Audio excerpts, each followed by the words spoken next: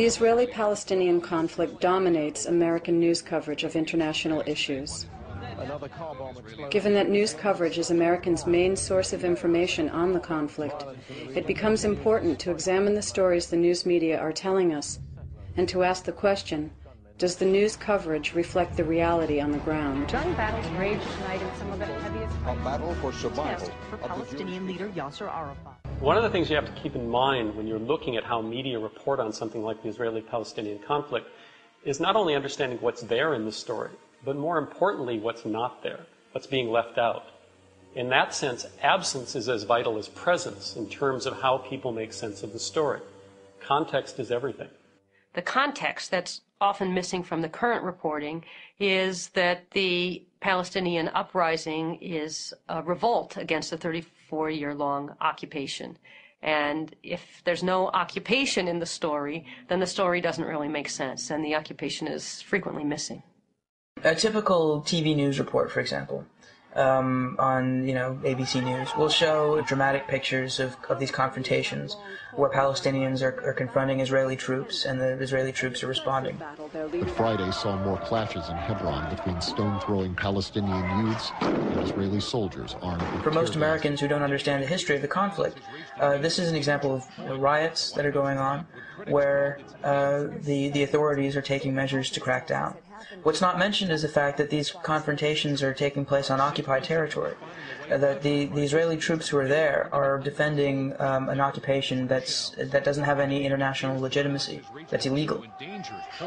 The American media, they are concentrating only on the deeds, on the violence, and not on the reasons, and not on the basic facts of occupation.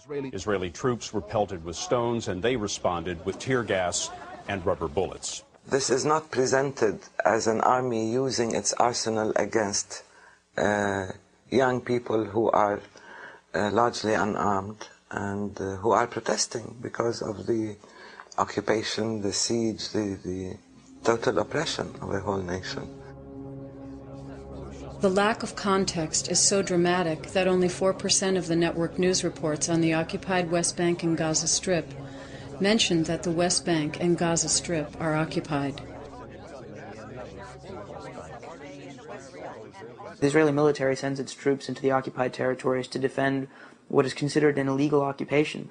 And when the population there resists, Israel is presented as being under attack. Israel was responding to an attack today. Israel has beefed up forces following a Palestinian mortar attack. They don't present it as saying Israel is the aggressor, Israel is killing people on their own land, in their own homes as an occupier. But no, Israel is defending itself. To Sharon, the West Bank invasion is simple self-defense. The Israeli Prime Minister reiterated Israel's right to self-defense. Israel's basic posture is anything but defensive. Israel is the only country in the world right now which, in contravention to UN Security Council resolutions, maintains tens of thousands of heavily armed troops outside its borders in somebody else's country for the sole purpose of taking their land away from them and in the process forcing them to live under the worst form of tyranny imaginable, which is a foreign military dictatorship. The tanks, the gunships, the snipers, they are all on Palestinian land. And I don't see why they have to protect themselves on our land if they're occupying our land. That context is always missing. A crowd throwing stones and homemade stun grenades at the soldiers.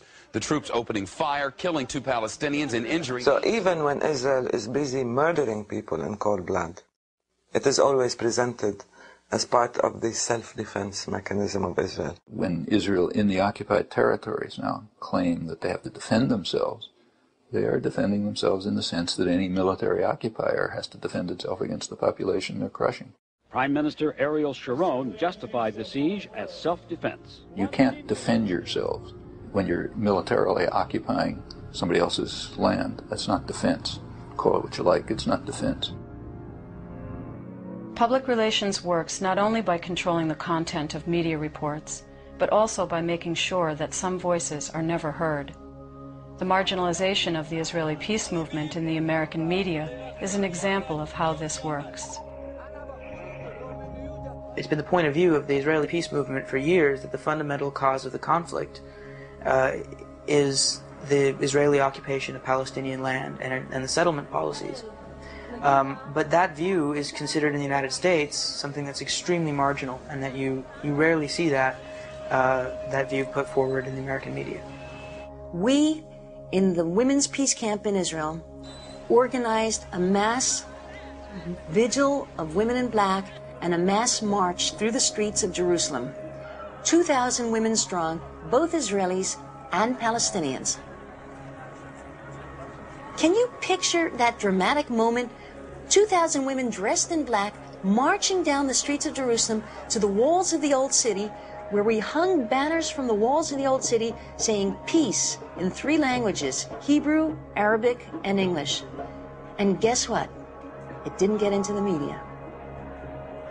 That's not the kind of image that the media wants to create, because then all these images of Jews and Arabs working together, of Palestinians wanting peace, would create a kind of dissonance. It would contradict the message that the media has been giving us for years and years. Then how do you explain it? You can't explain it. The Israeli public relations machine knows that if the views and voices of Jews who disagree with its policies were to become public, it would be impossible to maintain the lie that any criticism of Israel is by definition anti-Semitic. In fact, the accusation of anti-Semitism has been Israel's most effective strategy in silencing dissent, and American journalists in particular have been targets of this tactic. Any environment in which a journalist or any person steps forward and starts making serious criticism of Israel, of America's relationship with Israel, the unconditional support for Israel, the failure of any serious pressure to be put upon Israel by the United States to prevent the building of further settlements for Jews and Jews only on Arab land. Any suggestion that the war between the Israelis and the Palestinians is a colonial war will be met by a deafening chorus of accusations, slanderous and lying though they are, that the person who brings up that subject is in some form an anti-Semite or a racist. And this remains the constant weapon that is used. The fact that anti-Semitism is alive and well in the world today makes it all the more important to differentiate between real anti-Semitism that needs to be condemned and opposed in its own right, and its misuse as a PR strategy. Trying to scare people into silence by conflating any criticism of Israeli policies with anti-Semitism, in fact, detracts from the very real threat that anti-Semitism does pose. Because there are anti-Semites in the world, there are racists. And if this continued campaign of abuse against decent people, trying to shut them up by falsely accusing them of anti-Semitism continues, the word anti-Semitism will begin to become respectable. And that is a great danger. And then the really bad guys, and they're around, there are people who want to burn synagogues, just like there are people who want to burn mosques. They'll start coming into their own.